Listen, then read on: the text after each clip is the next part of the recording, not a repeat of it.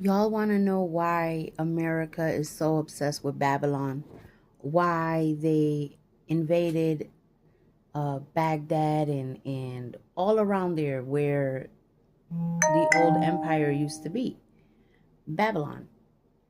They basically recreated it. Basically, it's a recreation of that empire. Hammurabi.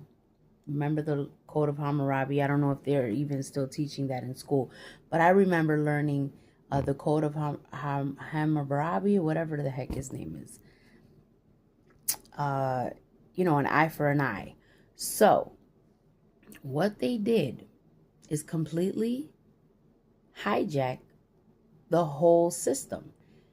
Okay, Hammurabi was into law, into order, into control. He was a very wise king. He grew a very, very enormous empire.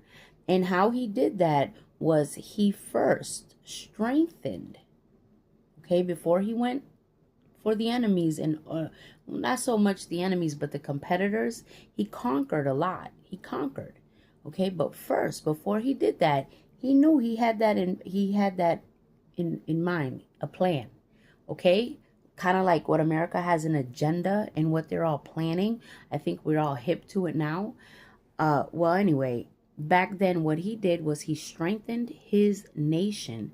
He strengthened the military. He strengthened everything, tightened everything up, law, order, his particular community. Okay, so it started small. Everything starts small. Everything starts with an idea. Okay, he did that. So that kind of reminded me of what America went through with the 60s and 70s and then 80s, 90s. It was a boom. It was a boom. Stock market, people buying cars in the 50s, 60s. They had good jobs. It was booming. You know what I mean? For a long time. They threw bread and circus at everybody and everybody's thriving. Right about now, people are feeling the hit.